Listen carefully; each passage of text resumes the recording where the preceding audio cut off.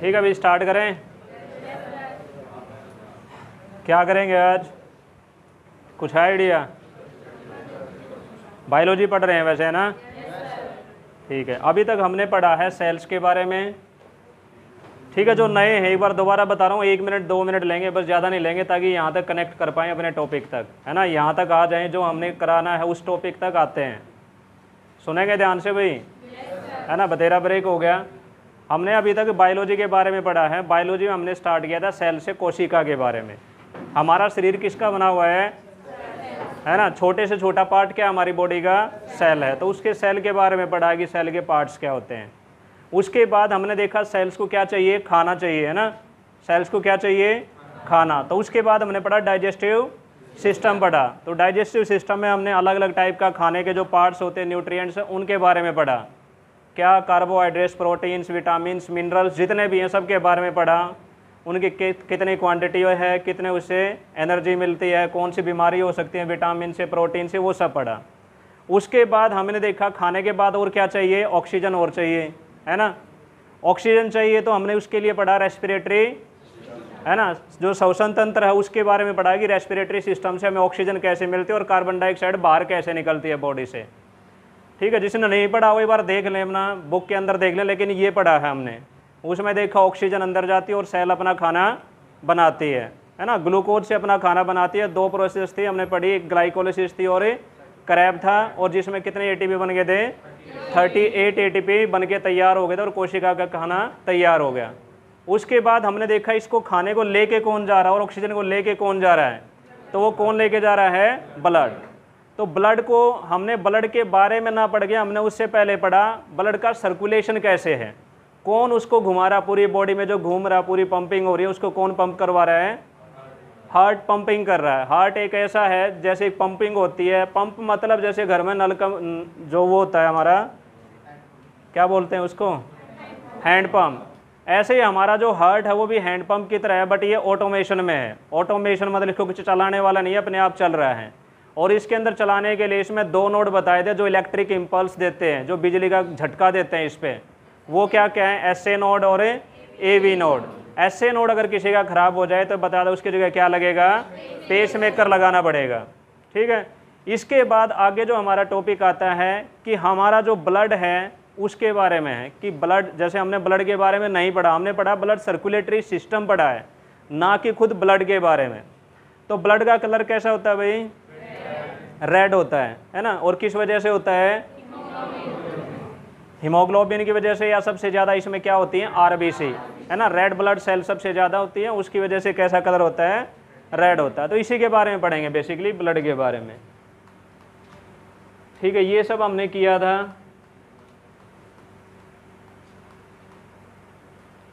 एक ये फैक्ट था, अगर आप नोट करना चाहें, जो पिछले चैप्टर का ही है।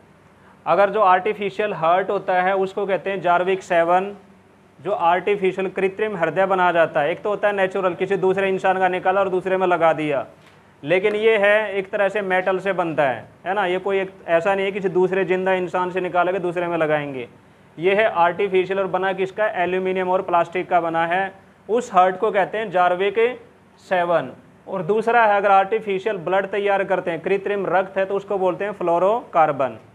ये 2 फैक्ट हैं जो आपको पता होने चाहिए। जब सर्कुलेटरी सिस्टम पढ़ा तो हार्ट होता है जार्विक 7 और कृत्रिम रक्त होता है फ्लोरोकार्बन। ठीक है, नोट हो गया ये? इसके बाद है हमारा ब्लड।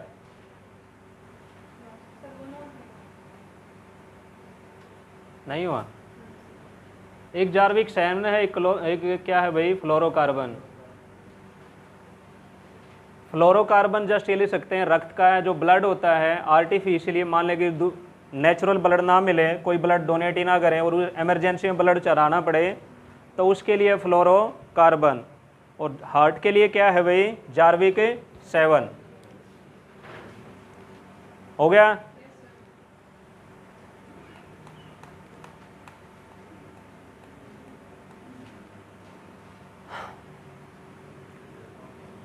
ठीक है भाई, खून सब ने देखा है, ब्लड को कहते हैं खून रक्त, है ना, जो सब ने देखा हुआ, हर किसी ने ब्लड को देख ही रखा है ना, तो ऐसा नहीं है इसको दिखाने की कोई ज़रूरत है। बट इसके अंदर होता क्या है और इसमें से क्या क्वेश्चन आते हैं वो एक बार देखेंगे।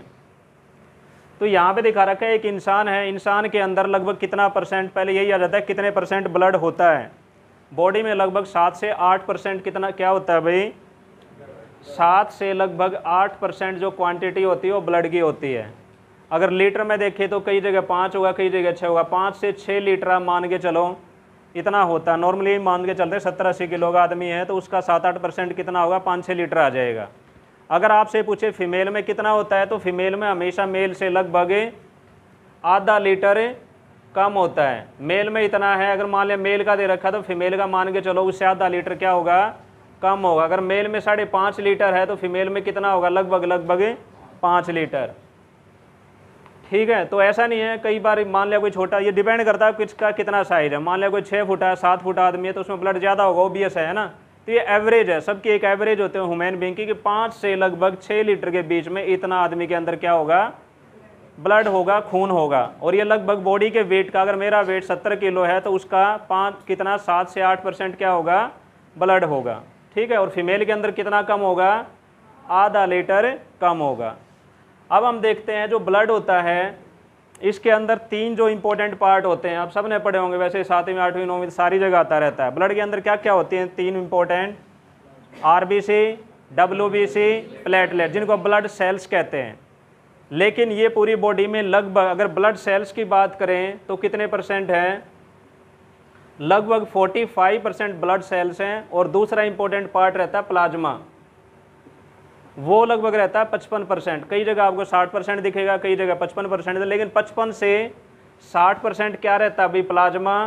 और ब्लड सेल्स कितनी रहती हैं, 45% के आसपास रहती हैं। ठीक है, अब इसमें सबसे पहले अगर हम प्लाज्मा की बात करें, यहाँ पे दिख रहा होगा ये प्लाज्मा लिख रखा है, सबसे पहले इसमें देख रखा है प्लाज्मा। तो यहाँ पे इस फोटो में आपको दिख भी रहा होगा, ये ऊपर वाला पार्ट है, ये क्या है भाई, प्लाज्मा। और जो नीचे वाला है ये ब्लड सेल्स है, तीनों ब्लड सेल्स इसके अंदर हैं। प्लाज्मा कितना, 55%। कई जगह जैसे मैं लूसेंट में देख रहा 60% भी है, 55-60% मिलेगा आपको। तो कितने परसेंट, ये 55 है। इसका कलर कैसा है ना, हल्का सा येलो इस कलर में होता है। प्लाज्मा का कलर हल्का सा येलो कलर होता है। अगर इसमें पानी पूछे कितना पानी है तो इसमें लगभग 90 से 91% क्या होता है, इसके अंदर पानी होता है। समझ में आई ये लाइन। इस प्लाज्मा के अंदर जो 55%, मान लिया किसी के अंदर 1 लीटर है तो 55 जो भी है 550 ml क्या होगा, प्लाज्मा होगा। और 450 के आसपास ब्लड सेल्स होंगे। इसका भी कितना परसेंट, 91% क्या है, वाटर है इसके अंदर। समझ में आ गया ये। इसके अलावा प्लाज्मा के अंदर क्या होता है, जो भी हमारा डाइजेस्टेड फूड है ना, जो हमने ग्लूकोज बना लिया था, अमीनो एसिड बना लिए थे, फैटी एसिड बना लिए थे, अगर आपको डाइजेस्टिव सिस्टम में याद हो तो वो सारा खाना भी किस में मिल के जाता है, प्लाज्मा के अंदर मिक्स होता है। याद रहेगा, जो भी डाइजेस्टेड फूड होगा, डाइजेस्टेड फूड कहाँ पे मिक्स होगा, प्लाज्मा के अंदर होगा। ठीक है, इसके अलावा जितने भी हार्मोन्स होंगे, जो बॉडी में हार्मोन्स बनते रहते हैं, जैसे हमने पिछले क्लास में डिस्कस किया था कि इंसुलिन हार्मोन है, याद है वो, है ना, जो किसका लेवल कंट्रोल करता है, शुगर का लेवल या ग्लूकोज का लेवल कंट्रोल करता है। तो वो भी क्या है, एक हार्मोन है। तो वो हार्मोन कहाँ पे मिले होते हैं, ओवरऑल पूछे तो ब्लड के अंदर होते हैं, लेकिन ब्लड के अंदर भी पूछे तो कहाँ होते हैं, प्लाज्मा में होते हैं। ठीक है भाई। इसके अलावा जो वेस्ट है, वेस्ट जैसे यूरिया वगैरह, जो यूरिन आपका पास करते हैं, जो वेस्ट निकलता है हमारी बॉडी से, वो भी कहाँ मिक्स होता है, प्लाज्मा के अंदर। तो वेस्ट भी इसी के अंदर है। जो भी हमारी बॉडी से वेस्ट निकल रहा है डाइजेशन के बाद, जो भी वेस्ट निकला है वो किस में मिक्स होता है भाई, प्लाज्मा के अंदर मिक्स हो जाता है। ठीक है, कोई डाउट है यहाँ तक। ये है प्लाज्मा 55% के आसपास। इसका एक आध फैक्ट और होगा जो मैंने नोट कर रखे हो तो लिखवा देंगे, मोटा मोटा बता रहा हूँ, तो जगह छोड़ देना 1-2 पॉइंट की ना। जैसे मान लो एक आध मैंने मिस कर दिया प्लाज्मा के ऊपर, अभी मैंने 3-4 पॉइंट बताए, नोट कर लिया आप लोगों ने। इसके अलावा 1-2 चीज़ और आएगी, जैसे इसके अंदर कौन सा प्रोटीन होता है, तो फिब्रोंजन एक प्रोटीन होता है। तो फिब्रोंजन जो प्रोटीन होता है वो किस में मिक्स होता है, प्लाज्मा के अंदर होता है। अब पूछा है कि जो फिब्रोंजन है इसका काम क्या है, तो आगे देखेंगे ब्लड क्लॉटिंग में काम आता है। जो ब्लड का थक्का जमता है उसमें हेल्प करता है फिब्रोंजिन, ठीक है। फाइब्रोंजिन कह सकते हैं, या स्पेलिंग इस तरह से है फिब्रोंजिन या फाइब्रोनिजिन। इसका क्या काम होता है ब्लड का थक्का जमाने में। ब्लड का थक्का समझते हैं सब, है ना, जो ब्लड का क्लॉट बनता है, जो हमारी बॉडी से ब्लड, एक दिन मैंने क्वेश्चन ही पूछा था वैसे आप लोगों को याद हो तो, जो ब्रिटेन की रानी को जो बीमारी थी, है ना, जिसका ब्लड निकलता ही रहता, अगर उसको चोट लग जाए, उनको इस तरह की बीमारी होती है कुछ इंसानों को, अगर उसको चोट लग गई तो उनका ब्लड क्या होगा, निकलता ही रहेगा, है ना, बॉडी से ब्लड बाहर निकलता ही रहेगा, रक्त का थक्का जमेगा ही नहीं, ब्लड क्लॉट बनेगा ही नहीं। उस केस में क्या होगा, मान लिया उसका प्रॉपर इलाज या डॉक्टर ना करे तो पूरी बॉडी का जो ब्लड है वो बाहर निकल जाएगा और आदमी की डेथ भी हो सकती है ना। तो उस बीमारी को क्या कहते हैं, हीमोफीलिया। उस बीमारी को कहते हैं हीमोफीलिया। और ये क्या होती है कि आनुवांशिक बीमारी है। आनुवांशिक का मतलब समझते हैं, हेरिडिटी, है ना, ये हमें पेरेंट्स से मिलती है, जेनेटिक डिजीज है ये। तो जेनेटिक मतलब हमारे जीन्स के थ्रू आती है, और जीन्स किस में होते हैं, डीएनए पे अटैच होते हैं। और डीएनए कहाँ पे होता है, कोशिका में, याद है ना, डीएनए कहाँ पे होता है, न्यूक्लियस के अंदर होता है। न्यूक्लियस पे ही क्रोमोसोम होते हैं, क्रोमोसोम पे लिपटे रहते हैं डीएनए, है ना। न्यूक्लियस में क्या होता है भाई, डीएनए, डीएनए पे क्रोमोसोम, क्रोमोसोम के ऊपर क्या होते हैं, जीन्स होते हैं।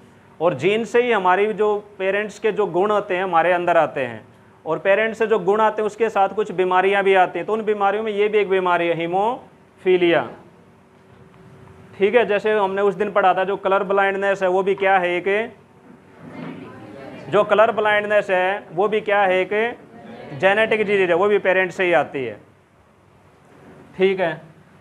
इसके बाद हमारा है इस ये वाला जो प्लाज्मा के बाद है क्या है भाई, हमारे ब्लड सेल्स। ब्लड सेल्स में कौन से हैं, आरबीसी, डब्ल्यूबीसी एंड प्लेटलेट्स। तो यहाँ पे दिख रहे होंगे, यहाँ पे अगर देखोगे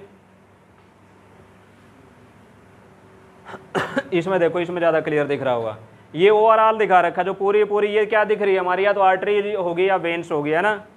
हमारा जो ब्लड बहता है किसके अंदर बहता है, आर्टरीज में या वेन्स में। आर्टरीज में कैसा होता है, प्योर ब्लड होता है, और वेन्स के अंदर इम्प्योर होता है। तो आर्टरीज या वेन्स में इस तरह का ब्लड होता है। तो इसमें जो रेड वाले हैं ये क्या है, हमारी रेड ब्लड सेल्स हैं। और जो ये दिख रही हैं यहाँ पे लिख रखा है प्लेटलेट्स, और ये दिख रही हैं जो अलग से हैं ये क्या है, डब्ल्यूबीसी। और बाकी जो येलो पार्ट है ये क्या है, प्लाज्मा। तो ये प्लाज्मा कितना पार्ट है, 55% है, और बाकी जो बच गया वो सारा कितने परसेंट है, 45% है। प्लाज्मा में हमने देख लिया मेन खाना वगैरह इसी में जाता है, वेस्ट भी इसी में आता है, हार्मोन्स भी इसी में जाते हैं, और येलो कलर का होता है, और 55% होता है। पानी की बात देखी जाए तो इसमें 91% क्या होता है, वाटर होता है, किसके अंदर, प्लाज्मा के अंदर, ठीक है भाई। फिर हमारा इनमें से अगर देखें तो आरबीसी का देखते हैं, आरबीसी की क्या क्या प्रॉपर्टीज हैं। आरबीसी का कलर कैसा होता है, रेड कलर होता है ना। पहला पॉइंट अगर देखा जाए तो रेड कलर का होता है ये। अब पूछा जाएगा रेड कलर क्यों होता है, रेड कलर किस वजह से होता है, हीमोग्लोबिन की वजह से। दूसरा क्वेश्चन ये आ जाता है कि हीमोग्लोबिन की वजह से कैसा कलर होता है इसका, रेड। अब हीमोग्लोबिन का भी रेड कलर किस वजह से होता है, किस वजह से होता है भाई, आयरन की वजह से, ठीक है। ये तीनों एक तरह से सीक्वेंस में आपको पता रहेगा। लाल होता है, लाल क्यों होता है, हीमोग्लोबिन होता है, हीमोग्लोबिन भी लाल क्यों होता है, क्योंकि इसमें आयरन होता है। और हीमोग्लोबिन जो नॉर्मली रिकमेंड किया जाता है वो 13 से ऊपर होना चाहिए, है ना। लेडीज़ का या कहीं जगह देखोगे तो 13 से ऊपर होना, 13 से 17 के बीच में रहता है लगभग हीमोग्लोबिन का लेवल।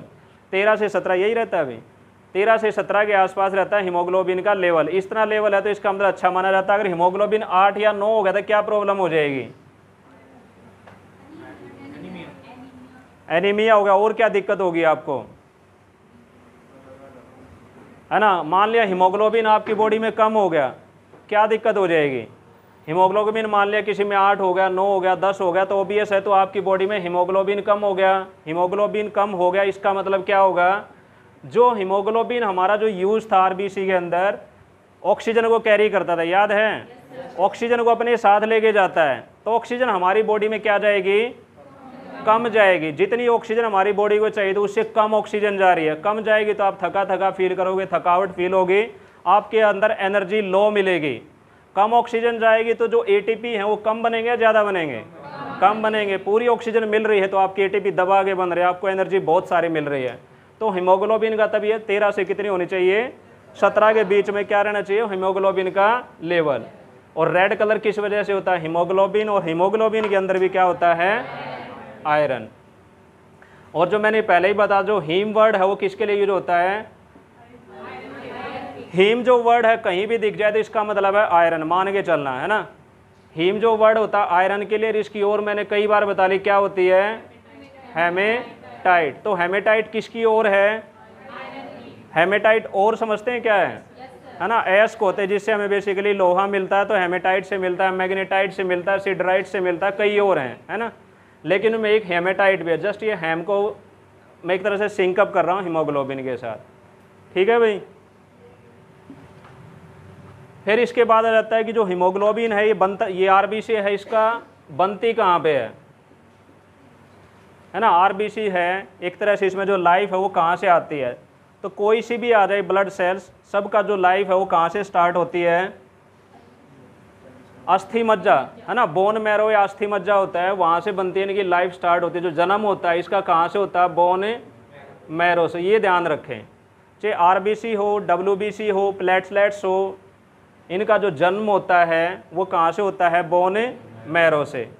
फिर आता है इनकी ज़िंदगी कितनी है ना, लाइफ कितने कितने दिन जिंदा रहेंगी ये, है ना। सेल्स के अंदर लाइफ है तो इसकी डेथ होगी या नहीं होगी, है ना। जो चीज़ जिंदा होगी उसकी डेथ होगी। तो इसकी ज़िंदगी कितने दिन की है? मैक्सिमम लिमिट है ये, है ना। 20 से लेकर आपको बुक में मिलेगा 20 से लेकर 120 दिन तक। तो मैक्सिमम जो क्वेश्चन आते हैं वो इस पे आते हैं, कितने दिन की होती है ना। आदमी की भी लाइफ हो सकता है, कोई 1 साल में मर जाए, कोई 4 साल में, कोई 10 साल में, कोई 50 में, कोई 100 में। ऐसे ही ये भी हो सकता है 20 दिन में, कोई 30 दिन में, कोई 50 में, लेकिन मैक्सिमम क्या लिमिट है इसकी? 120 दिन है। फिर आता है जो आरबीसी होती है ना, मैंने जब कोशिका पढ़ाई तब भी पढ़ा था, जो आरबीसी होती है वो पूरी बॉडी में सबसे छोटी सेल है, बड़ी सेल है? आरबीसी हमारी बॉडी का ह्यूमन के अंदर जो पूरे सेल्स है, जो 10 की पावर 14 है, उनके अंदर सबसे छोटी सेल्स क्या होती हैं? आरबीसी। तो स्मॉलेस्ट सेल होती है। और स्मॉलेस्ट होने का इसका एक रीज़न ये है कि इसके अंदर केंद्रक नहीं होता। क्या नहीं होता भाई? सेल्स के अंदर न्यूक्लियस होता है ना, लेकिन आरबीसी ऐसी सेल्स है जिसके अंदर ये चीज़, न्यूक्लियस इसके अंदर नहीं होता। न्यूक्लियस नहीं होता, ये और छोटी हो जाती हैं। तो आरबीसी हमारी बॉडी में सबसे छोटी सेल्स हैं, याद रहेगा ये, ठीक है। तो ये लिख सकते हैं, ये सबसे स्मॉलेस्ट हैं, न्यूक्लियस है नहीं, ठीक है, न्यूक्लियस को क्रॉस कर सकते हैं। फिर आता है इनकी डेथ कहाँ पे होती है? अब इसके अंदर ना तो न्यूक्लियस है ना लाइसोसोम है, लाइसोसोम भी नहीं इसके अंदर। जो कोशिका की आत्म हत्या की थैली होती है जिसको सुसाइडल बैग ऑफ सेल कहते हैं, वो क्या होता है? लाइसोसोम। वो भी इसके अंदर नहीं होता। अब लाइसोसोम नहीं है, डेथ तो इनकी होगी, तो इनकी डेथ होती है कहाँ जाके होती है? स्प्लीन के अंदर। इनकी जो डेथ होती है वो कहाँ पे होती है भाई? हमारी बॉडी में एक स्प्लीन होता है, लीवर के जस्ट नीचे होता है, एक अंग अपने आप में एक तरह से ऑर्गन है, वो कहाँ पे होता है? लीवर के जस्ट नीचे होता है। डाइजेस्टिव सिस्टम में वैसे इसकी फ़ोटो थी, दिखाऊंगा मैं। लेकिन इसका क्या काम है? जो आरबीसी की जो डेथ होगी, लाइसोसोम नहीं करेगा रोल। लाइसोसोम की बजाय इसकी डेथ कहाँ पे जाके होगी? स्प्लीन को। इसलिए इसको क्या कहते हैं? स्प्लीन को इसलिए क्या कहते हैं? ग्रेवयार्ड, है ना। सुना ग्रेवयार्ड? क्या होता है भाई ग्रेवयार्ड? ग्रेवयार्ड होता है कब्रिस्तान, है ना, जहाँ पे मुर्दों को दबाते हैं, वो होता है ग्रेवयार्ड। तो आरबीसी का भी अगर देखा जाए कब्रिस्तान कहाँ पे है? स्प्लीन। इसलिए स्प्लीन को क्या कहते हैं? इसका ग्रेवयार्ड। स्प्लीन हो या प्लेटलेट्स हो, दोनों की डेथ वही होती है। अगर आप प्लेटलेट्स भी देखोगे, जो थर्ड वाली देखेंगे, प्लेटलेट्स के अंदर भी ना तो न्यूक्लियस होता ना लाइसोसोम होता, वो भी कहाँ पे जाके मरती हैं? स्प्लीन में ही जाके मरती हैं। केवल जो न्यूक्लियस होता है केवल डब्ल्यूबीसी के पास होता है। यहाँ तो कोई डाउट हो? समझ में आ गया आरबीसी का? आरबीसी का कलर क्यों होता है, किस वजह से भाई? और हीमोग्लोबिन में भी क्या होता है? आयरन होता है। अगर ये पूछा जाए सबसे ज़्यादा कौन सी सेल्स होती हैं बॉडी के अंदर, आरबीसी। ठीक है, लगभग 95%। अगर उसमें देखा जाए जो 45% हिस्सा बच गया था उसके अंदर 95% लगभग क्या होती हैं, आरबीसी होती है। अगर क्वांटिटी देखा जाए तो लगभग आपको मिलेंगी 50 से 60 या कई जगह 40 से 60 लाख, कई जगह मिलियन में मिलेगा ये, है ना। इस तरह जो मैक्सिमम काउंट होता है इनका होता है आरबीसी का। तो लगभग 50 लाख के आसपास क्या होती हैं, आरबीसी। याद रहेगा। इसके बाद है हमारे डब्ल्यूबीसी। आरबीसी में एक चीज़ और अगर नोट करना चाहें तो ये हो सकता है कि मान लिया आरबीसी की कमी हो जाए, आरबीसी की कमी हो जाए मतलब आयरन की कमी हो जाए, आयरन की कमी हो जाए मतलब कौन सा रोग होगा, कौन सा होगा, एनीमिया, है ना। ये पहले भी देखा था हमने, कौन सी बीमारी हो जाती है भाई, एनीमिया। तो आरबीसी की डेफिशिएंसी, आयरन की डेफिशिएंसी से कौन सी डिजीज होती है, एनीमिया। फिर हमारा डब्ल्यूबीसी। डब्ल्यूबीसी की फुल फॉर्म क्या है, वाइट ब्लड सेल्स। जब हमने पढ़ा था वैसे वाइट ब्लड के, वाइट के लिए मैंने एक वर्ड यूज किया था, आपको याद हो जब हम सेल पढ़ रहे थे, ल्यूको, है ना, ल्यूको यूज किया था। तो इसको भी हम क्या कह सकते हैं, ल्यूकोसाइट। ठीक है, इसका दूसरा नाम जो है वाइट ब्लड अगर नहीं मिले, मान लिया ऑप्शन में ल्यूकोसाइट है, तो ल्यूकोसाइट का भी मीनिंग क्या है भाई, है ना। जहाँ पे वाइट ब्लड सेल ना हो अगर ल्यूकोसाइट लिख रखा उसका मतलब भी है डब्ल्यूबीसी की बात हो रही है। अगर आरबीसी का लिखा जाए, आरबीसी का दूसरा नाम क्या है जो मैंने नहीं दिया, आरबीसी को भी क्या कहते हैं, क्या कहते हैं, एरिथ्रोसाइट। जो आरबीसी का जो दूसरा नाम है वो है एरिथ्रोसाइट। यहाँ दे रखा है, नहीं इसमें दे रखा है, ये रहा। ठीक है, आरबीसी का जो दूसरा नाम है वो है एरिथ्रोसाइट, एरिथ्रोसाइट। ये याद रखें, ये भी आ जाता, जरूरी नहीं है आरबीसी थे, कई जगह ऑप्शन में आपको ये मिलेगा, थोड़ा हाई लेवल का होगा, हो सकता है आपका आरबीसी ऑप्शन में दे ही ना, उसकी जगह एरिथ्रोसाइट आप ढूंढते रहो, आरबीसी तो है ही नहीं, है ना। तो आरबीसी का दूसरा नाम क्या है भाई, एरिथ्रोसाइट। और साइट किस लिए यूज होता है, हमारा वर्ड कोशिका के लिए, है ना। कोशिका की स्टडी को क्या कहते हैं, साइटोलॉजी। तो ये पीछे जो साइट लग रहे हैं सारे साइट का मतलब कोशिका ही है। यहाँ पे वो वाइट वाली कहाँ है, ये रहा। तो वाइट वाली का क्या नाम है, ल्यूकोसाइट। ल्यूको का मतलब ही क्या होता है, वाइट, है ना। वहाँ भी मैंने बताया था, याद है, ल्यूकोप्लास्टिड जब हम पढ़ रहे थे तो वहाँ पे बताया था कि उनका जो कलर होता है कलरलेस होते हैं। तो ये भी क्या है, कलरलेस है। अब आता है जो वाइट ब्लड सेल्स हैं, ये बनती कहाँ पे, सबसे पहले वही है, कहाँ ज़िंदगी है, कहाँ मरेगी, कितने दिन की लाइफ है, थोड़ा इसके बेसिक चीज़ें हैं।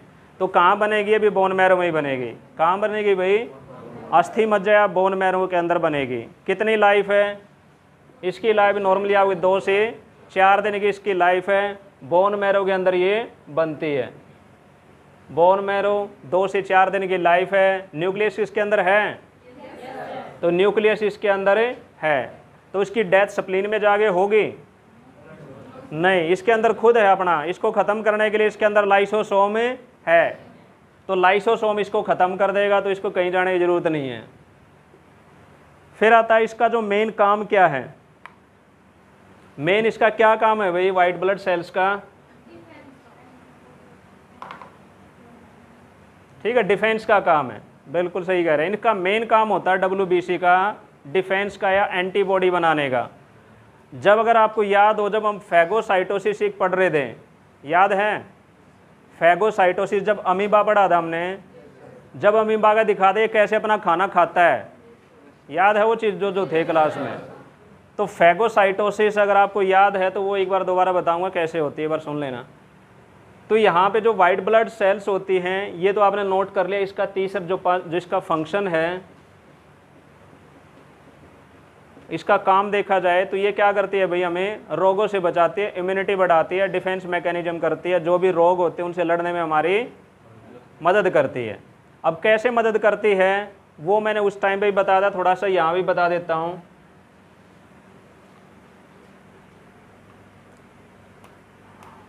ठीक है नहीं यहाँ, ठीक है नहीं। देखो ये कैसे करती है, मान लिया वाइट ब्लड सेल्स जो होती हैं उसके अंदर, जब मैंने अमीबा के बारे में पढ़ा था ना, तो मान लिया आपकी बॉडी में वाइट ब्लड सेल्स हैं। अब बाहर से आपकी बॉडी में क्या घुस गया, कोरोना घुस गया, कोई भी वायरस या बैक्टीरिया घुसेगा, तो वो क्या होगा, हमारी बॉडी में फॉरेन पार्टिकल है एक तरह से, है ना। हमारी बॉडी उसको क्या करेगी, क्या करेगी, पहली बार अगर देखा जाए नॉर्मली तो ये होता है, जब हम वायरस पढ़ेंगे ना, जब वायरस के बारे में पढ़ेंगे, वायरस की डिजीज़ पढ़ेंगे, तो उसमें सबसे पहले जब भी हमारी बॉडी में कोई फॉरेन चीज़ें आती हैं तो हमारी बॉडी उस पर ज़्यादा अटैक वटैक करती नहीं है ना। पहले उसको अपनी बॉडी में क्या करती है, अलाउ कर देती है ना, पहले देखती है कौन है, क्या है, कैसा है। लेकिन जब उसको ये पता लगता है ना ये चीज़ मेरी बॉडी के लिए क्या है, ख़तरनाक है, मेरी बॉडी को हार्मफुल है, मेरी बॉडी को नुकसान पहुंचा रही है, पहली बार उसने देख दिया नुकसान पहुंचा दिया, तो अगली बार जब वो चीज़ हमारी बॉडी में घुसती है तो हमारी बॉडी एक डिफेंस मैकेनिज्म तैयार करती है। डिफेंस मैकेनिज्म कैसे तैयार करती है कि जब अगली बार वो चीज़ हमारी बॉडी में घुसेगी तो उसके ऊपर क्या करेगी, अटैक करेगी, आते ही उसको पकड़ लेगी, आते ही उसको दबोच लेगी और उसको अपना काम करने नहीं देगी, है ना। यही होता है। अब हमें जो वैक्सीन लगा रहे हैं, क्यों लगा रहे हैं, जो वैक्सीन लगवा रहे हैं कोरोना की या किसी चीज़ की, या पोलियो के जो डॉट्स पिलाते हैं या और दूसरी भी वैक्सीन लगती हैं, वो किस लिए लगाती है, हमारी बॉडी में एंटीबॉडी बनाने के लिए, है ना। हमारी बॉडी में क्या बन जाए, एंटीबॉडी बन जाए और रोगों से लड़ने की ताकत हमारी बॉडी में डेवलप हो जाए।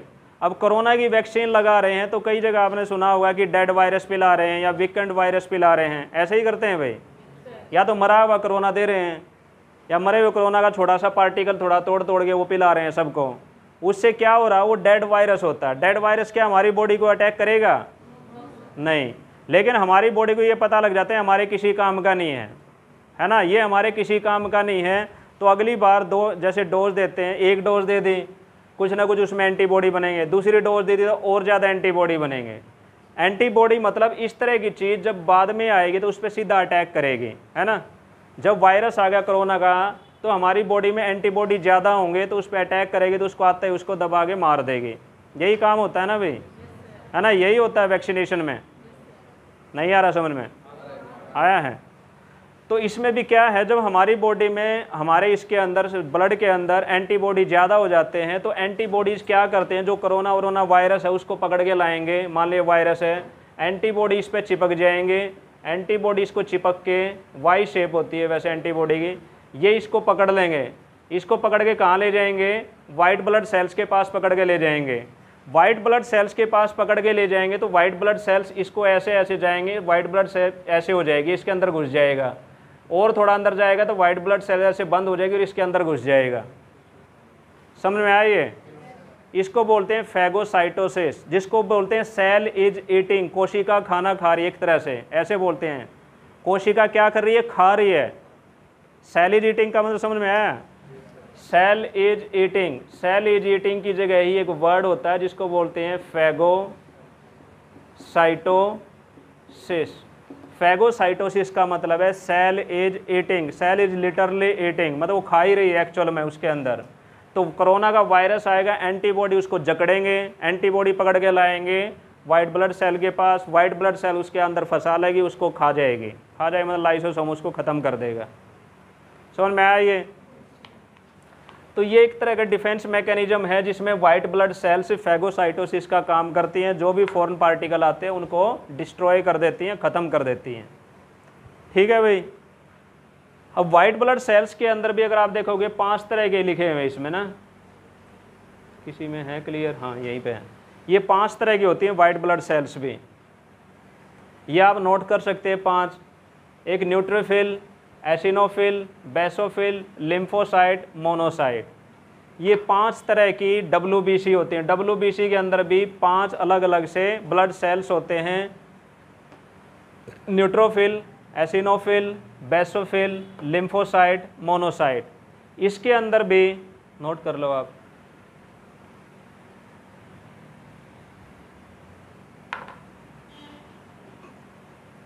दिख रहा है सबको।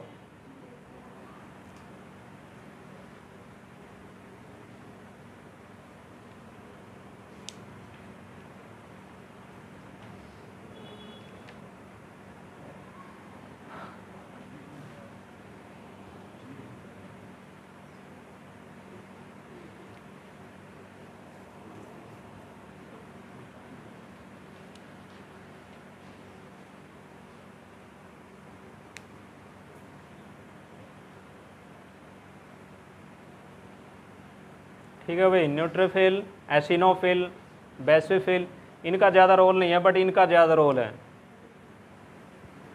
लिम्फोसाइट जो होती है ना, जो एक्चुअल में लिम्फोसाइट और मोनोसाइट, लिम्फोसाइट और मोनोसाइट ये दोनों फैगोसाइटोसिस करती है। जो मैंने भी बताया था ना, फाइगोसाइट सेल इज ईटिंग, ये दोनों खाने का काम करती हैं। जो फॉरेन पार्टिकल वायरस आएगा, बैक्टीरिया आएगा, उसको खाएगा कौन? ये लिम्फोसाइट और मोनोसाइट।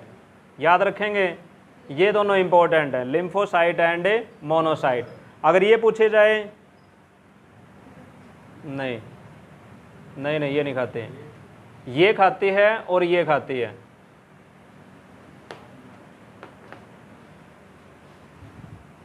ठीक है भाई। मोनोसाइट और न्यूट्रोफिल,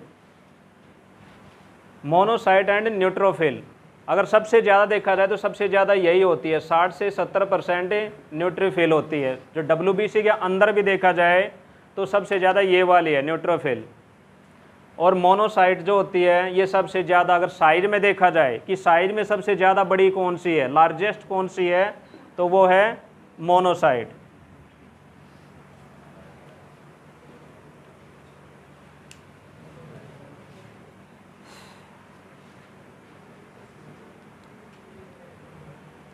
और जो लिम्फोसाइट होती है ये बनाती है एंटीबॉडी। जो एक्चुअल में जो एंटीबॉडी होते हैं लिम्फोसाइट के अंदर होती हैं टी सेल। लिम्फोसाइट अगर एक्चुअल में आ जाए कि बताओ इम्यूनिटी कौन बढ़ाता है, तो लिम्फोसाइट। लिम्फोसाइट के अंदर भी आए सबसे पहले WBC के अंदर लिम्फोसाइट के अंदर टी सेल। ठीक है, ध्यान रहेगा भाई। ये WBTC के अंदर है लिम्फोसाइट के अंदर है टी सेल। ये बनाते हैं एंटीबॉडी, जो एक्चुअल में एंटीबॉडी जो पकड़ के लाते हैं, जो वायरस को जकड़ेंगे।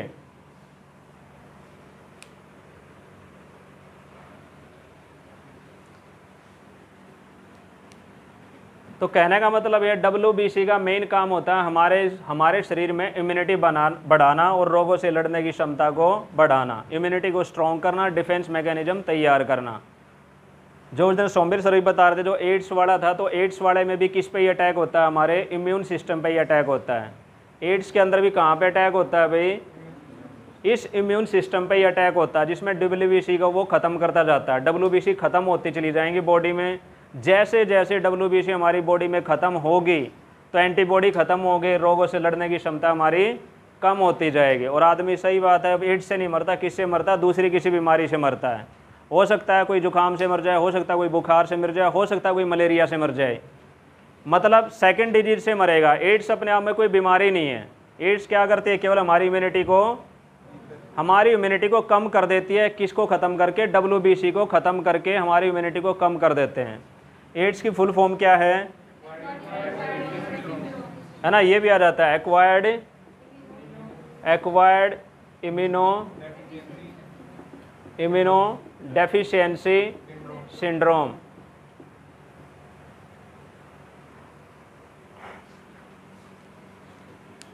ठीक है भाई। वैसे इसको सिंड्रोम कहते हैं, डिजीज नहीं कहते हैं ना। क्या फ़र्क होता है सिंड्रोम और डिजीज में?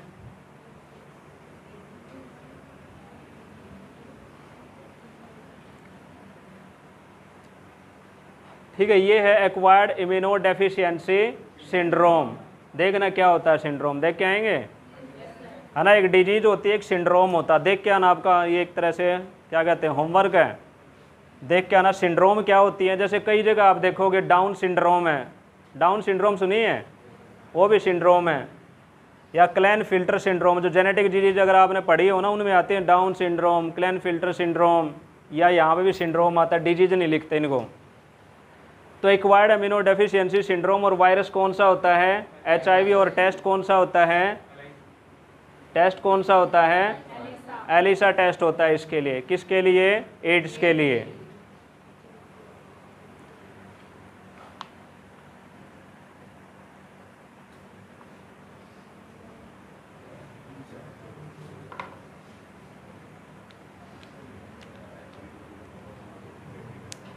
ठीक है भाई, WBC समझ में आया। इसके बाद क्या है हमारा? इनकी भी वैसे देखा जाए WBC की जो डेथ है तो वो कहाँ पे हो जाती है, खुद होती है ना, इसी के अंदर होता है, क्योंकि न्यूक्लियस होता है और इसके अंदर लाइसोसोम होता है और न्यूक्लियस भी होता है। तीसरा है प्लेटलेट्स। WBC की क्वांटिटी कितनी थी वैसे, जो WBC होती हैं लगभग कितनी अमाउंट में होती हैं, ये थाउजेंड्स में होती है, 5000 से 9000, कई जगह 5000 से 10,000 या कई जगह 6000 से 10,000। इनका जो काउंट होता है 5 से 10,000 के बीच में होता है WBC का काउंट। RBC का 50 से 60 लाख और प्लेटलेट्स का होता है 2.5 लाख से 4 लाख के बीच में। जो प्लेटलेट्स होती हैं वो लगभग 2.5 लाख से 4 लाख के बीच में होती हैं, है ना। सुना भी होगा प्लेटलेट्स गिर के उसके प्लेटलेट्स कम होते जा रहे हैं, कम होते जा रहे हैं, कई बार सुना होगा ये, है ना। किस में सुना है ये, कौन सी बीमारी में प्लेटलेट्स कम होते हैं भाई, डेंगू में, है ना। डेंगू में प्लेटलेट्स कम होते जा रहे हैं, सुना भी होगा 90,000 रह गए, 50,000 रह गए, 40,000 रह गए, 20,000, सुना है ऐसे, है ना। तो वो यही होता है, जो ये काउंट है ये कम होता जाता है। अगर 2.5 से 4 लाख है तो प्लेटलेट्स आपकी बॉडी में पूरे हैं, इनसे कम होते जाएंगे तो आपको खतरा है। तो जो प्लेटलेट्स होते हैं तो सबसे पहले तो वही होता है, कहाँ बनती है भाई, बोन मैरो में, है ना। प्लेटलेट्स कहाँ बनते हैं, प्लेटलेट्स को हिंदी में कहते हैं बिंबाणु, हिंदी में कहते हैं इसे बिंबाणु। बनते कहाँ, बोन मैरो के अंदर। लाइफ इसकी भी 5 दिन के आसपास ही होती है, ठीक है। लाइफ इसकी 5 दिन, देख लेना कितनी होती है, 4-5 दिन होती है। और बनते कहाँ हैं, बोन मैरो में। डेथ कहाँ होती है, स्प्लीन में। न्यूक्लियस होता है, न्यूक्लियस इसके अंदर भी नहीं होता है। तो इसका मेन काम मैंने पहले ही बता दिया। इसका अगर देखा जाए, पहले ही बताया वैसे, प्लेटलेट्स का मेन काम होता है ब्लड का क्लॉटिंग के लिए। जो ब्लड का, ये इंपॉर्टेंट क्वेश्चन है, ये एक जो इंपॉर्टेंट क्वेश्चन है कि यही आते हैं। जो खून का थक्का जमने में कौन सा ब्लड का पार्ट हेल्प करता है, कौन सी ब्लड सेल्स खून का थक्का जमने में हेल्प करती है, तो वो कौन सी है भाई, प्लेटलेट्स। कौन सी, प्लेटलेट्स या बिंबाणु होते हैं, ये हमारे खून का थक्का जमने में हेल्प करते हैं, ठीक है। अगर प्लेटलेट्स हमारी बॉडी में कम हो जाए तो कौन सी बीमारी हो जाती है, डेंगू वाले। इसके अलावा और भी है, एक दो और भी है, चिकनगुनिया है। चिकनगुनिया में भी शायद यही होता है।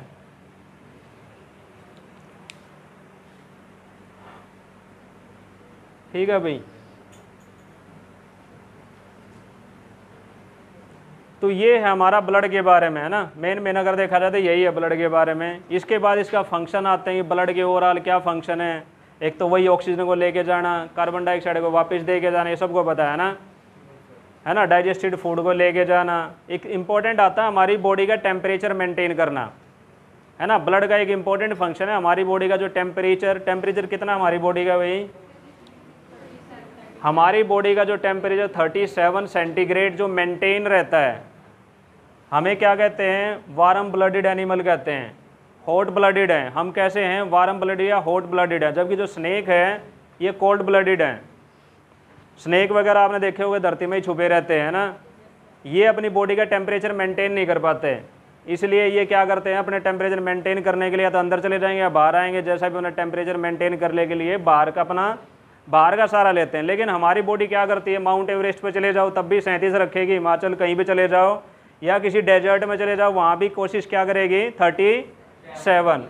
तो वो 37 जो टेम्परेचर उसको मेंटेन कौन करता है, उसको मेंटेन करने में जो हेल्प करता है टेम्परेचर की, उसमें हेल्प रहती है मेन ब्लड की, ठीक है। इसके अलावा ब्लड जो सारे के सारे जो हमारी बॉडी में हार्मोन्स बनते हैं, हार्मोन्स को भी कैरी करने का काम यही करता है। और वेस्ट जो बॉडी से निकलते हैं वाया किडनी या वाया लंग्स, जैसे कार्बन डाइऑक्साइड बाहर निकलती है और किडनी से यूरिया बाहर निकलता है, वो भी उसमें भी कौन हेल्प करता है, भाई ब्लड, ठीक है। तो ये इसके फंक्शन आ जाते हैं, ठीक है। एक बार जो इम्पोर्टेंट जो मेरे से मिस हो गया एक बार देख लीजिए कुछ इसमें से। हाँ ये इम्पोर्टेंट है। जो ब्लड की जो पीएच वैल्यू होती है कितनी होती है भाई, 7.4 होती है, ये सबसे इम्पोर्टेंट है ये। और 7.4 होने का मतलब क्या, एसिड है या बेस है, ठीक है। जिसकी पीएच वैल्यू 7 से ऊपर होगी वो क्या होगा, बेस होगा, जिसकी 7 से नीचे होगी एसिड होगा, और 7 वाला न्यूट्रल होगा। ये स्ट्रॉन्ग बेस है या वीक बेस है ना? 7 के बिल्कुल पास है तो ये क्या है? वीक बेस है। ठीक है, ये इंपॉर्टेंट नोट कर लें, ये फैक्ट। प्लाज्मा ये सब हो गया है।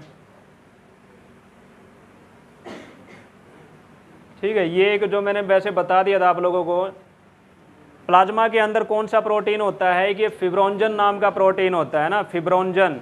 ये पहले ही बताया था मैंने, ये नोट करके रखे। और ये किस में काम आता है? ये रक्त का थक्का, ब्लड क्लोट में काम आता है। अगर ब्लड क्लोट में आप देखो अभी तक हमारा क्या क्या हुआ, विटामिन के भी पढ़ा था हमने, है ना?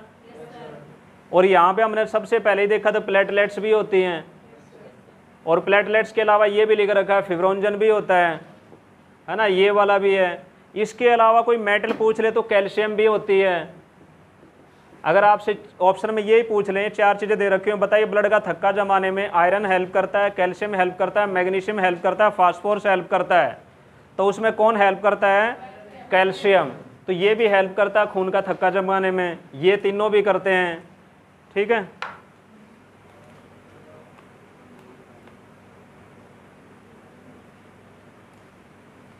ठीक है, ये सब हो गया भाई।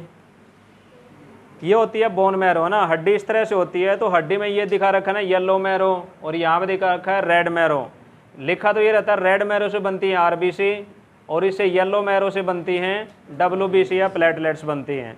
तो यहाँ जो रेड मैरो इससे बनती हैं आरबीसी।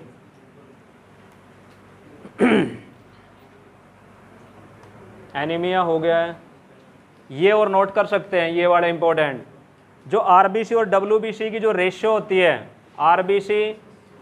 आरबीसी और डब्ल्यूबीसी की रेशियो होती है 600:1 है। ये भी एक फैक्ट है। आरबीसी और डब्ल्यूबीसी की रेशियो कितनी होती है? 600:1। मैक्सिमम कौन सी होती हैं? डब्ल्यूबीसी कौन सी मैक्सिमम होती है भाई? 60 से 70% क्या होती है? न्यूट्रोफिल्स। सबसे बड़ी कौन सी होती है? मोनोसाइट। ये मैंने लिखवा दे दी है ना, मोनोसाइट सबसे बड़ी होती है, न्यूट्रोफिल सबसे ज़्यादा होती है, और लिम्फोसाइट बनाती है antibody to fight the disease. याद रहेगा। एक दो इंपॉर्टेंट यहाँ पे है, ये ब्लड वाला ये हमने नोट करवा दिया, ये वाला भी। एक चीज़ और आती है इसमें, दे रखा है नहीं दे रखा, एक होता है ल्यूकेमिया, सुना आप लोगों ने? ल्यूकेमिया, ल्यूक से पता लग रहा होगा फिर से आपने, है ना? ल्यूक किसके लिए यूज होता है भाई? वाइट के लिए, है ना? जो ल्यूक वर्ड होता है किसके लिए यूज होता है? वाइट के लिए। इसका मतलब ल्यूकेमिया में वाइट ब्लड सेल इंपैक्ट हो रही होंगी, और ल्यूकेमिया में डब्ल्यूबीसी का काउंट जो है बढ़ता है घटता है, बराबर रहता है। जो आरबीसी बढ़ती है आरबीसी कम होती है, क्या होता है? ल्यूकेमिया का बोलते हैं ब्लड कैंसर। जो खून का रक्त कैंसर होता है उसको बोलते हैं हमें ल्यूकेमिया। तो ल्यूकेमिया एक तरह से ब्लड कैंसर है। और ब्लड कैंसर में क्या होता है? कैंसर में हमेशा क्या होता है भाई? सेल्स बढ़ने लग जाती हैं, सेल्स का अनकंट्रोल्ड, है ना, अनकंट्रोल्ड डिवीजन होने लग जाता है। डब्ल्यूबीसी इतनी ज़्यादा हो जाएंगी, बहुत ज़्यादा। डेंगू में क्या हो जाती है? नहीं, प्लेटलेट्स नहीं, वो दूसरे वाला क्या था? एड्स में कम हो जाती हैं, जबकि इसमें देखोगे तो क्या हो जाती हैं? बढ़ जाती हैं। किसके अंदर? ब्लड कैंसर के अंदर बढ़ जाती हैं, जबकि एड्स में क्या हो जाती हैं? ये कम हो जाती हैं। तो यहाँ पे इम्यूनिटी कम हो जाती है, यहाँ पे ये इतनी ज़्यादा हो जाती हैं, आउट ऑफ कंट्रोल है। कैंसर का मतलब समझ रहे हैं भाई? गांठ बनना, जैसे नॉर्मली कहीं कैंसर होगा तो वहाँ पे गांठ बन जाएगी, लेकिन ब्लड के अंदर क्या होगा? गांठ तो है नहीं, क्योंकि क्या है? लिक्विड टिश्यू है या नहीं है? है ना, फ्लूइड है, बहता हुआ टिश्यू है। तो वहाँ पे क्या बनेगी? डब्ल्यूबीसी का काउंट बढ़ जाएगा। डब्ल्यूबीसी का जब काउंट अनकंट्रोल्ड हो जाए, जो हमारा काउंट था हमारा 5000 से 9000 के बीच में, 10,000 के बीच में, मान ले लाखों में चला जाए, तो उस केस में क्या हो जाएगा? ब्लड कैंसर हो जाएगा, जिसको हम बोलते हैं ल्यूकेमिया। याद रहेगा? क्या बोलेंगे? ल्यूकेमिया।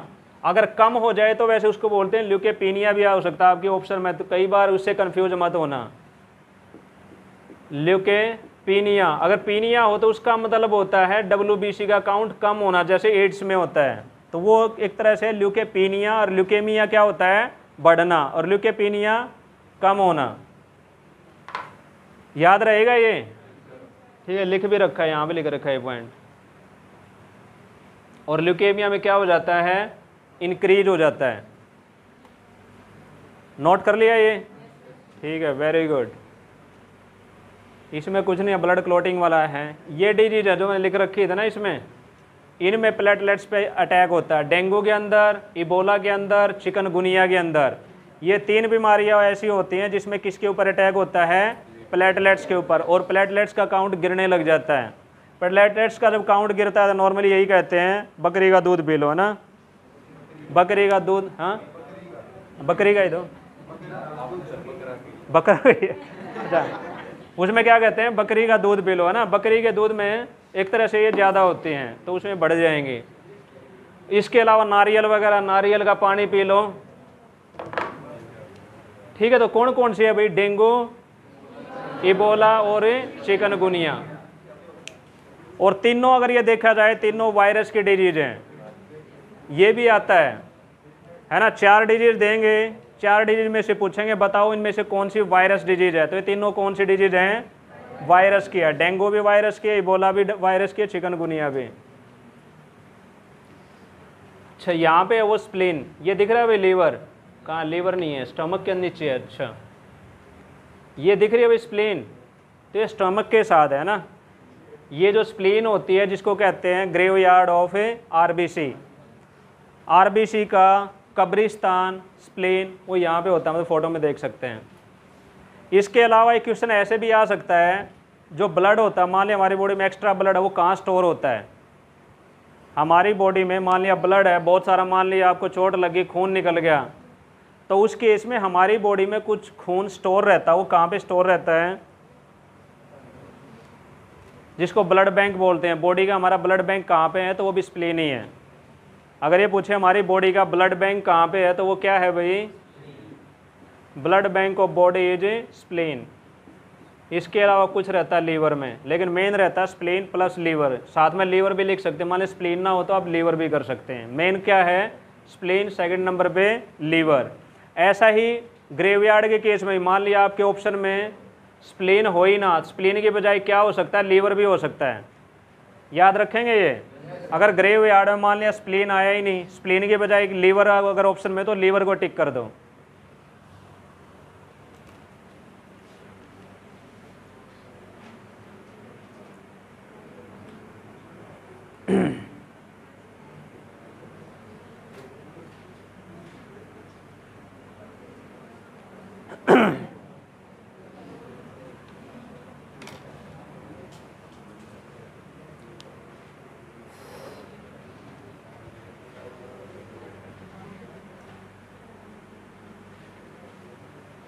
यहाँ तक किसी को समझ में ना आया हो तो बताओ भाई,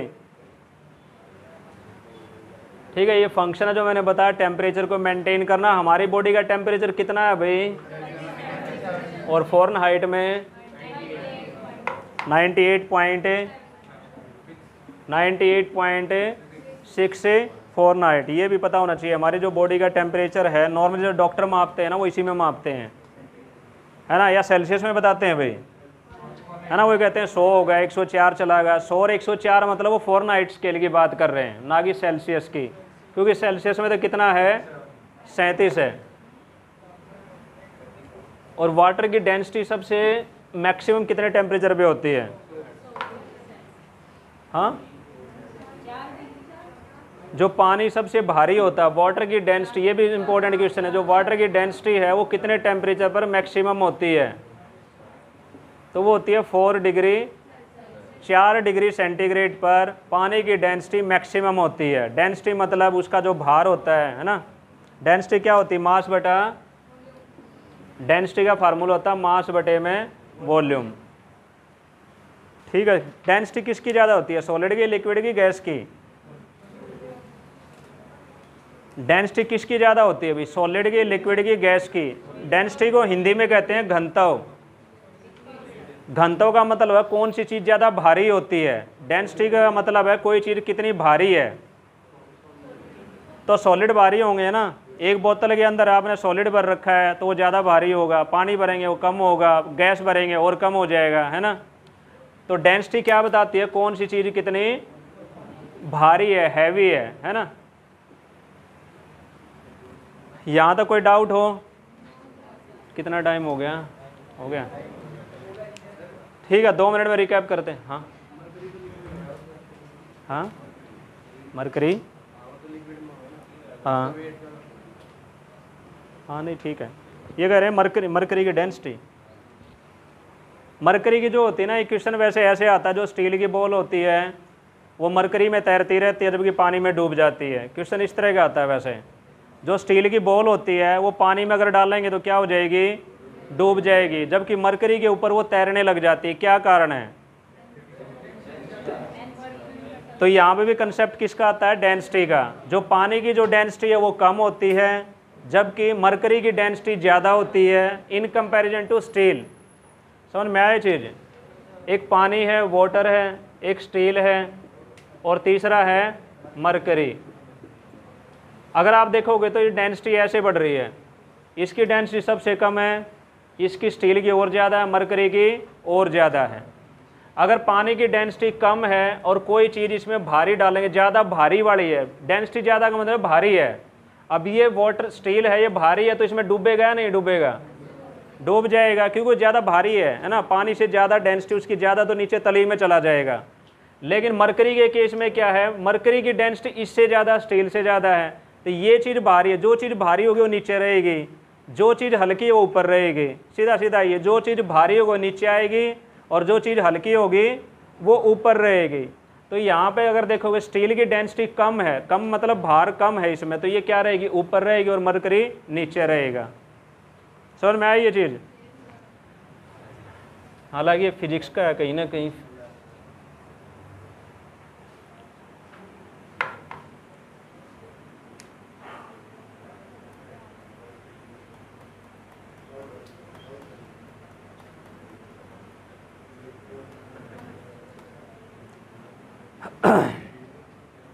तो ओवरऑल अगर देखा जाए तो ये ब्लड के बारे में, इसके बाद इसका एक टॉपिक है वैसे ब्लड ग्रुप का, है ना, जिसमें हमारा A group, B group, A B और ओ ग्रुप है। 4 ब्लड ग्रुप रहते हैं, और साथ में क्या लग जाता है?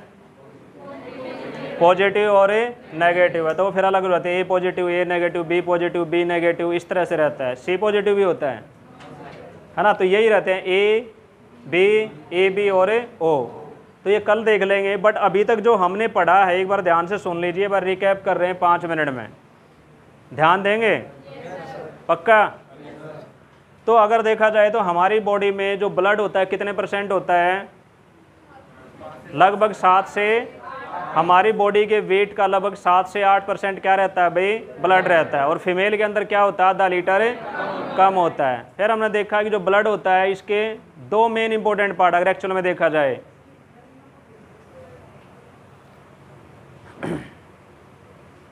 तो ब्लड के 2 इंपॉर्टेंट पार्ट है, एक प्लाज्मा है, एक ब्लड सेल्स हैं, है ना। एक प्लाज्मा है और एक ब्लड सेल्स हैं। प्लाज्मा का कलर कैसा होता है भाई? येलोइश कलर होता है। ज़्यादा कौन सा होता है, प्लाज्मा या ब्लड सेल्स? प्लाज्मा। कितने % होता है? 55% होता है। ठीक है। फिर हमने देखा जो प्लाज्मा के अंदर भी क्या होता है? मैक्सिमम पानी होता है। और कितना होता है? 91% उसके अंदर पानी होता है। बाकी 7% के आसपास उसमें प्रोटीन्स होते हैं। प्रोटीन जो ये वाले फिब्रोंजन वगैरह और ये सब क्या होते हैं? फिब्रोंजन प्लस प्रोटीन्स होते हैं 7%। और बाकी जो है वो होता है वेस्ट वगैरह या हार्मोन्स होते हैं। वेस्ट वही है जो डाइजेस्टेड रूप में हमारी बॉडी में पहुंचा था। समझ में आया? अगर हमारा इसके अंदर एक इंपॉर्टेंट क्वेश्चन ये भी आता है, मान लिया आपकी जो प्लाज्मा है, प्लाज्मा में से हम फिब्रोंजन और प्रोटीन निकाल दें तो उसको क्या कहेंगे? तो उसको कहते हैं सीरम। उसको क्या कहते हैं? उसको कहते हैं सीरम। अगर ये प्रोटीन भी, ये जो 7% प्रोटीन्स हैं और फिब्रोंजन है, ये निकाल दें, बाकी जो पानी पानी सा बच गया उसको क्या कहेंगे? हमें सीरम। ठीक है। नॉर्मली जो भी ब्लड टेस्ट होते हैं वो सीरम के ही होते हैं वैसे, जो ब्लड टेस्ट होते हैं, क्योंकि ये तो बाकी तो क्या प्रोटीन्स है, प्रोटीन्स वगैरह जो भी कुछ मिला होगा किसके अंदर मिला होगा? सीरम के अंदर होगा। जो ब्लड टेस्ट करते हैं तो सीरम पे ही करते हैं। उसके बाद हमने देखा RBC, WBC एंड प्लेटलेट्स, वो कितना % है? 45% है। RBC का कलर कैसा होता है? रेड कलर होता है। रीजन क्या? हीमोग्लोबिन है। हीमोग्लोबिन के अंदर क्या है? आयरन है। आयरन की कमी से क्या होता है? एनीमिया होता है। बनता कहाँ पे है? बोन मैरो में बनता है। बोन मैरो में भी बनता है। रेड बोन मैरो में RBC बनते हैं। लाइफ कितनी होती है? 120 दिन की। डेथ कहाँ पे होती है? स्प्लीन की, इसलिए इसको क्या कहते हैं, ग्रेवयार्ड ऑफ आरबीसी, है ना। जो आरबीसी का जो ग्रेवयार्ड है वो क्या है, स्प्लीन है, वहीं पे उसकी एक तरह से डेथ होती है। इसके बाद क्या आता है भाई, नहीं आरबीसी का एक दो और था इम्पोर्टेंट, हाँ, इसके अंदर न्यूक्लियस नहीं होता है, इसलिए इसका साइज क्या होता है, सबसे छोटा साइज होता है। फिर आता है डब्ल्यूबीसी। डब्ल्यूबीसी के अंदर अगर देखा, पहले स्टार्ट करते हैं इसकी लाइफ की, तो लाइफ कहाँ से स्टार्ट होती है, बोन मैरो से स्टार्ट होती है। लाइफ कितने दिन की होती है, 2 से 4 दिन की। डेथ कहाँ पे होती है, ठीक है, खुद होती है। क्यों होती है, क्योंकि इसके अंदर न्यूक्लियस होता है, तो लाइसोसोम इसकी डेथ खुद करेगा, ठीक है। मेन जो डब्ल्यूबीसी होती है, इसके अंदर 5 मेन पार्ट होते हैं, अलग अलग 5 टाइप की जो ब्लड सेल्स थी, 5 टाइप की थी। कौन कौन सी हैं, मुझे याद नहीं है, बट आप लोगों को पता होना चाहिए। एसिनोफिल्स थी, न्यूट्रोफिल्स थी, मोनोसाइट्स थे, लिम्फोसाइट्स थे, एक और थी, कौन सी थी, ठीक है। तो ये 5 एक तरह से हमारी क्या होती हैं, डब्ल्यूबीसी के अंदर 5 टाइप के। लेकिन ये पूछा जाए सबसे ज़्यादा कौन सी होती हैं, तो वो होती हैं न्यूट्रोफिल्स, ठीक है। और फैगोसाइटोसिस या जो बाहर के पार्टिकल्स आते हैं उनको खाने का काम कौन करते हैं, न्यूट्रोफिल्स और मोनोसाइट्स। और जो एंटीबॉडी या इम्यूनिटी बढ़ाती हैं वो कौन सी बढ़ाती हैं, लिम्फोसाइट। और लिम्फोसाइट के अंदर भी कौन सी सेल है, टी सेल। याद रहेगा इतना। एड्स में किस पे अटैक होता है, एड्स में अटैक होता है हमारा डब्ल्यूबीसी। डब्ल्यूबीसी में ही पूछा जाए तो लिम्फोसाइट, लिम्फोसाइट में पूछा जाए T cell.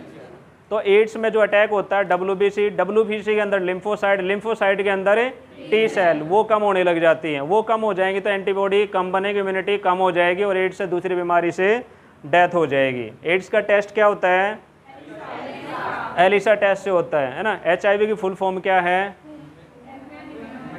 Human HIV। Virus की फुल फॉर्म, एड्स की नहीं पूछ रहा, HIV की नहीं पता भाई, human immuno virus, human immuno virus. HIV full form है ह्यूमन इम्यूनो वायरस। इसके अलावा जो ये था WBC है ना, WBC में एक दूसरा जो मैंने बताया था वो क्या था, जिसमें काउंट बढ़ जाता है, वो क्या हो जाएगा, अगर WBC का काउंट बढ़ जाए तो वो हो जाएगा ब्लड कैंसर, या जिसको बोलते हैं हम ल्यूकेमिया, ध्यान रहेगा। दूसरी एक और बताई थी इसके साथ, ल्यूकेपीनिया। पीनिया में क्या हो जाता है, उसमें भी काउंट क्या हो जाता है, कम हो जाता है। इसके बाद है प्लेटलेट्स। प्लेटलेट्स में क्या है भाई, कहाँ पे स्टार्ट होती है लाइफ, बोन मैरो से ही लाइफ स्टार्ट होती है। और कितने दिन की, देख लेना आप, 5 दिन या कितना है, मैंने देखा भी नहीं कितना है, इतना ही होता है भाई, ठीक है, 5 एक दिन की होती है। और डेथ कहाँ पे होती है, स्प्लीन के अंदर ही होती है। मेन काम क्या है ब्लड का, ब्लड की क्लॉटिंग में। और जो प्लेटलेट्स होती हैं वो कम कहाँ पे हो जाती है, जब बीमारी हो जाती है, कौन सी, डेंगू, चिकनगुनिया या इबोला, ये 3 बीमारी हो जाती है, तो उसमें हमारी प्लेटलेट्स का काउंट गिरने लग जाता है। फिर इनके काउंट भी इंपॉर्टेंट है, जो आपने देखे होंगे। प्लेटलेट सबसे ज़्यादा कौन सी, RBC सबसे ज़्यादा हैं। और दूसरे नंबर पर कौन सी हैं, RBC सबसे ज़्यादा 95% जो होती हैं 40 से 60 लाख तक। दूसरे नंबर पर कौन सी है, प्लेटलेट्स, कितने, 2.5 लाख से 4 लाख, कई जगह 1.5 से 4 लाख भी मिलेगा, कई जगह आपको देखा 1.5 से 4 लाख भी दे रखा है। और तीसरी हमारे WBC जो कितनी होती है, 5,000 से 10,000 के बीच में, या 6,000 से 10 भी, ऐसे ही रहता है, मतलब हज़ारों में रहती हैं। और RBC और WBC की रेशियो क्या है, 600:1। फिर था ब्लड के मेन काम क्या हैं, बता सकते हैं भाई, क्या सबसे मेन अगर देखा जाए तो ब्लड का क्या है, खाना वाना लेके जाना और वेस्ट को बाहर निकालना। मेन काम यही है, जितना भी खाना डाइजेस्ट किया वो कोशिकाओं तक पहुंचाना, और जो वेस्ट है उसको बॉडी से बाहर कर देना। दूसरा इसका इंपॉर्टेंट है टेम्परेचर मेंटेन करना पूरी बॉडी का, है ना, यही 2 मेन इंपॉर्टेंट। बाकी तीसरे हार्मोन्स वगैरह लेके जाना वो अलग पार्ट हो गया। तो ये है भाई सारा का सारा ब्लड के बारे में। किसी को कोई डाउट हो तो पूछ लो, समझ में आया है, कल पूछेंगे बता देंगे, पक्का मंडे को पढ़ के आएंगे, जब अगला टेस्ट होगा तो भी पढ़ लेंगे इसको, हो जाएगा ये टॉपिक। चलो वेरी गुड, बहुत अच्छी।